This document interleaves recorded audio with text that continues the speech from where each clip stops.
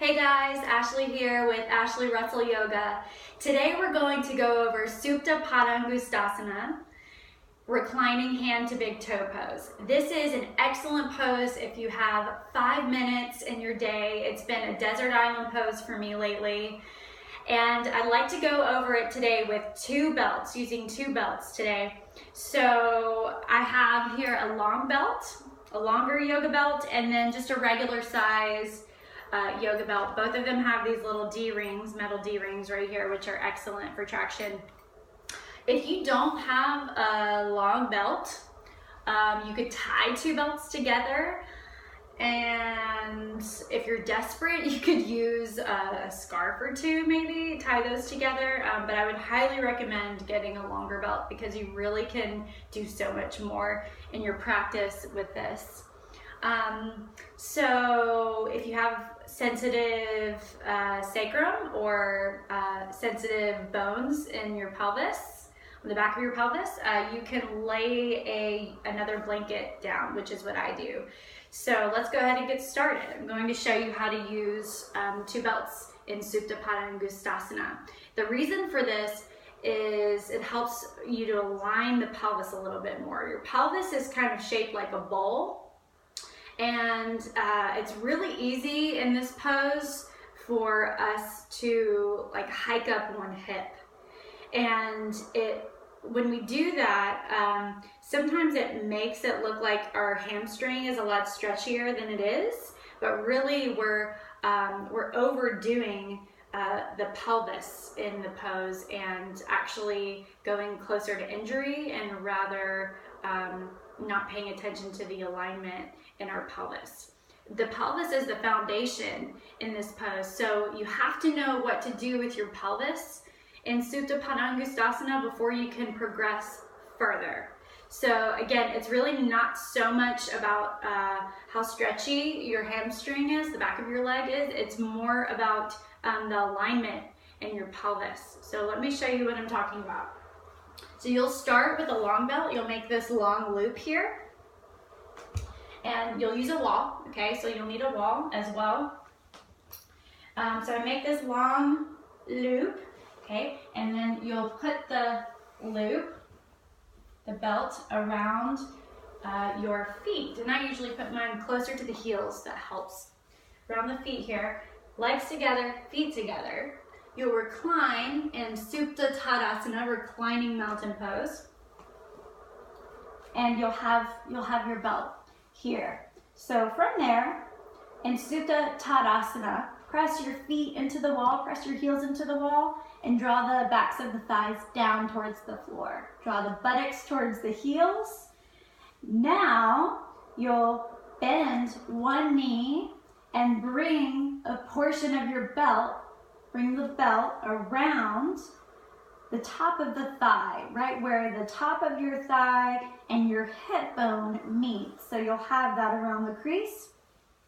Have this slack of your belt close by so you can pull the belt tight. You can loosen or tighten it as needed. So I adjust for my own body and length. Get it nice and snug around there. Okay, right around the top of that thigh. And from there, you'll feel that tension between the belt on your left thigh bone, and your right foot. So what I want you to do is continue to press your right heel and right foot into the wall and move your right thigh down towards the floor. Okay, from there, this leg, this right foot pressing into the wall and reaching forward away from you helps to bring that belt into your thigh and move your left hip and thigh forward. And you'll notice the shift in your pelvis, okay?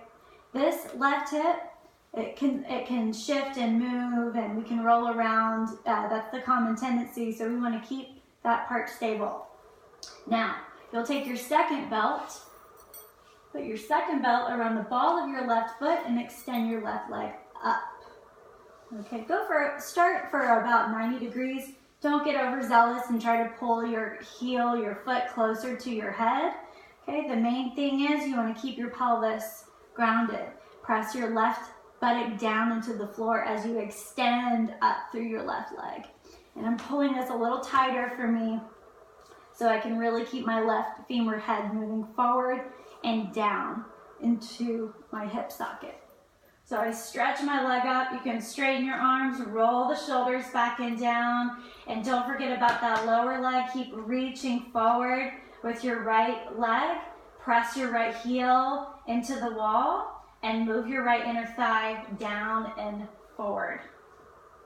Okay, so reach up, really try to straighten the back of that leg.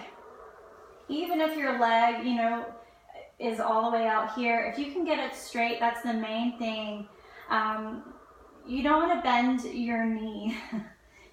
Really try to go for that straight leg so you can really open up the back of your knee and help to open up the back of your hamstring, your calf, and that hamstring insertion point.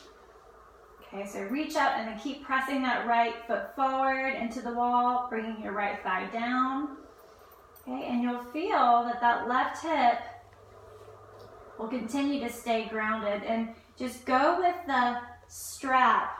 Allow the strap to guide you. Pay attention to what the strap is telling your body. You can also do variation 2, out to the side. Okay, keeping that left hip in and down, and pressing your right foot forward into the wall. Move that right thigh down to the floor. You can come up. Variation 3. Okay, moving that left hip forward and down. Notice I'm keeping my left buttock down the whole time. It's not moving. It's not moving much. Okay, stretch out through that leg. Okay, that's variation 3. You can come back to variation 1, reach up. Okay, and then to come out of the pose, bend the knee and release the leg. Come back to Supta Padangusthasana, reclining mountain pose. Okay, just rest for a little while, and then you'll switch and go to the other side. Okay, so that's just a quick tutorial of Supta Padangusthasana with 2 belts. I hope that helps. If you have any questions, you can always comment in the comment box below, or you can send me a message. So I hope that's helpful for you. Supta Padangusthasana, again, give it a try. It is an excellent pose for many physical reasons, getting flexibility, strength. If you have 5 minutes, it's also very grounding. So thank you so much for watching. Hope you have an excellent day. Blessings to you, and namaste.